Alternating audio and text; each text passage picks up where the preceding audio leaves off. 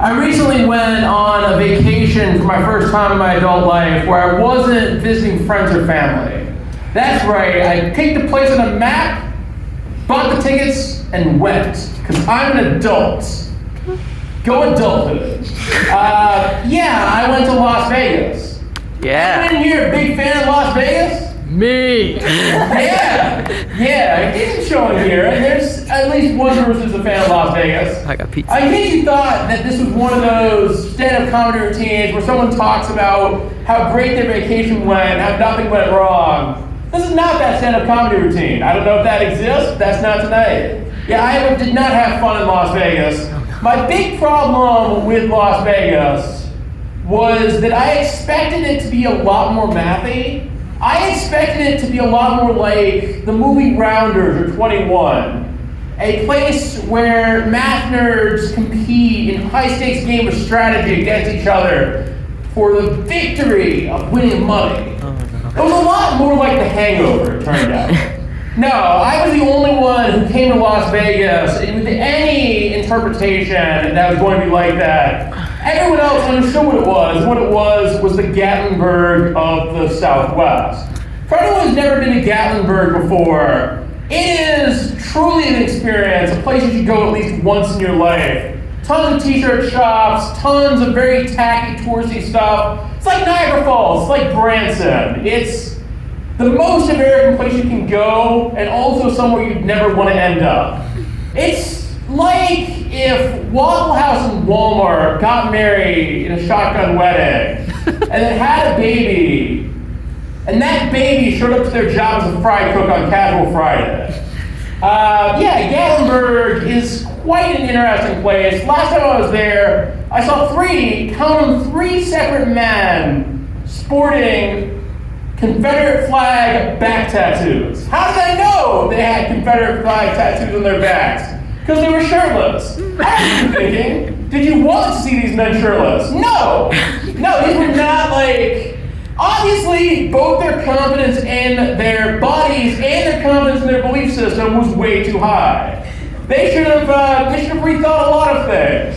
There's only one reason, if I go up to these men and ask them, why are you sporting a Confederate flag back tattoo? There's only one reason they could have given that would have made me say this is okay. And that is, my African American black friend was about to be killed by the KKK, and they said, we won't do it if you get this tattoo of a Confederate flag.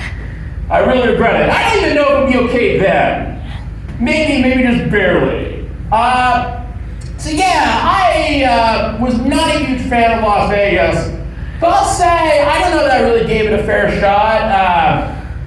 The trip started off kind of rough. So it started off with going into the airport, and as I'm walking through security, I'm walking through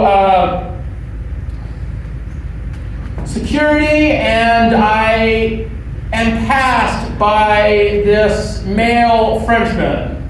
I'm like, oh, this is the airport, it's totally fine. If you want to pass me, that's fine. This is the etiquette. I stopped. And then he invites his 5 other French colleagues, who I guess form a soccer or gymnastics team, to join him. He's just like, come on ahead. So I pull out my hand and I physically stopped them. I was not going to let this woman pass me. Then we got directed into what I found out was a slow line. And I got to hear these gymnasts start to make fun of me in French. It's a weird situation where someone's not even speaking English. Not only would you speak, you can tell they're making fun of you. Because I watched as they pointed at me and they yelled out, "This is the line," in perfect English. But I will say, I was so glad a moment later we got directed to the slow line, because I got to watch this Frenchman melt down as the other line just laughed us repeatedly. So we finally got through security. It wasn't that I was late to my flight or anything. I just didn't want this man to pass me.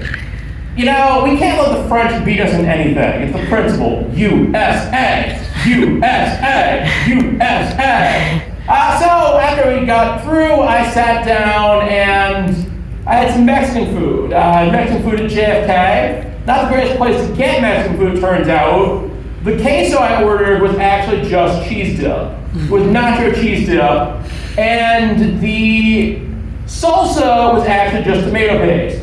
Do you know how bad Mexican food has to be for me, a middle-class white woman, to know exactly what's wrong with it? Not think I know exactly what's wrong with it. That's something I always do as a middle-class white woman. To know exactly what's wrong with it has to be very bad. So anyways, we got through the gate, and then flight was supposed to take off at 8 o'clock.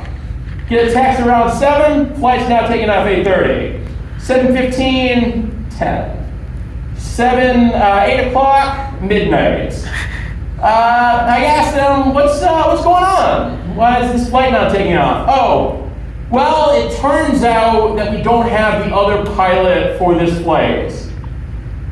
I know Delta means to change. I know the name of your airline means to change in Greek. I know, I'm a mathematician. I understand what your airline means.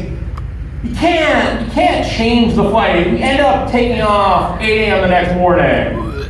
So, yeah. So it was a fun trip to Las Vegas. So I've also been getting into dating online recently. I had this one guy on Hinge who had their prompts. It read, I'm kind of weirdly into crazy women. So I sent him some little opening line. Hey baby, have you ever dated a woman with schizoaffective disorder bipolar type? I have symptoms of psychosis you've never even heard of before. He blocked me. So I'll say crazy is very different from men and women. A few weeks ago, or a little while ago, I was walking down the street and this guy just cursed me out. And then I got to work and I started crying about it. I was like in tears.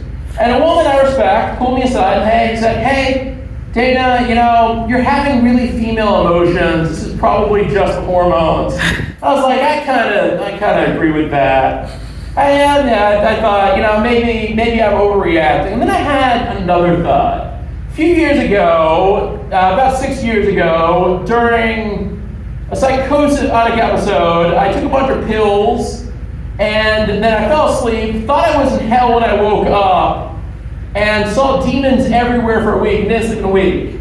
You know what? No one ever took me aside and told me? No one told me I was crazy, or that I was having very male emotions. But at least I didn't cry in the bathroom after getting cursed at. Am I right, ladies? I will say, when I woke up and thought I was in hell and started seeing demons, my first thought was not, damn it, hell sucks. My first thought was, shit, I'm a Buddhist. I've chosen the wrong religion.